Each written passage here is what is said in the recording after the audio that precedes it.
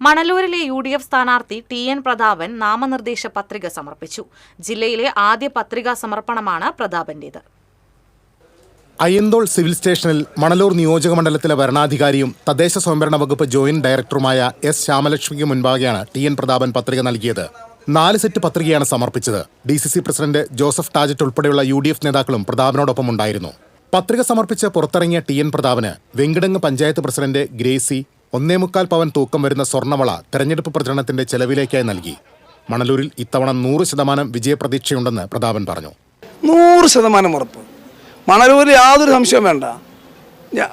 ചുണ്ടിനും കപ്പിനും ഇടയിലാണ് കഴിഞ്ഞ 2 തവണ മണലൂർ നഷ്ടപ്പെട്ടത്. മണലൂർ കോൺഗ്രസിൻ്റെ UDFിൻ്റെയും മണ്ഡലമാണ്. ഇത്തവണ ഒരു പോസിറ്റീവ് ഇലക്ഷൻ ക്യാമ്പയിനാണ് Manalur. No negative election campaign, full positive election ക്യാമ്പയിനാണ്. എന്തായിരിക്കും ഞങ്ങളുടെ എയിം? ഞങ്ങളെ എയിം 23-ാം തീയതി UDFിൻ്റെ ഇലക്ഷൻ കൺവെൻഷനിൽ ഞങ്ങളെ എയിം പ്രഖ്യാപിക്കും. മണലൂരിന് വേണ്ടി കൃത്യമായും ചില ഗ്യാരണ്ടി ഞങ്ങൾ ജനങ്ങൾക്ക് നൽകും. ആ ഗ്യാരണ്ടിയുമായി ഞങ്ങൾ മുന്നോട്ട് പോകും. പെരിങ്ങാട് പുഴയിലെ കണ്ടൽക്കാടുകളെ സംരക്ഷിത വനമായി പ്രഖ്യാപിച്ച നടപടി റദ്ദാക്കി അവിടെ ജനങ്ങൾക്ക് സ്വാതന്ത്ര്യത്തോടെ ജീവിക്കാനുള്ള സാഹചര്യം ഒരുക്കുന്നതിനാണ് ആദ്യ പരിഗണനയെന്ന് പ്രതാപൻ പറഞ്ഞു. പെരിങ്ങാട് പുഴയോരം കണ്ടൽ വനങ്ങളായി ഈ പ്രഖ്യാപിച്ചത് ആ ഉത്തരവ് ഞങ്ങൾ റദ്ദാക്കിക്കും.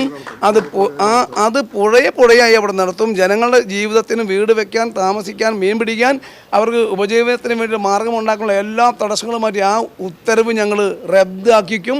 അവിടെ ജനങ്ങൾക്ക് സ്വാതന്ത്ര്യത്തോടു കൂടി ജീവിക്കാനുള്ള എല്ലാ സൗകര്യവും കൊടുക്കും. ഇതുപോലെ ഏനാമാക്കൽ റെഗുലേറ്ററിൻ്റെ പ്രശ്നം, നെൽകൃഷിക്കാരുടെ പ്രശ്നം, ഇതെല്ലാം ഞങ്ങൾ ഏറ്റെടുക്കും. ഏനാമാവ് റെഗുലേറ്റർ പ്രശ്നവും നെൽകൃഷിക്കാരുടെ പ്രശ്നവും ഏറ്റെടുക്കുമെന്നും മണലൂരിനു വേണ്ടി പ്രത്യേകമായ ചില ഗ്യാരണ്ടികൾ ജനങ്ങൾക്ക് നൽകുമെന്നും പ്രതാപൻ കൂട്ടിച്ചേർത്തു. TCV news, Thrissur.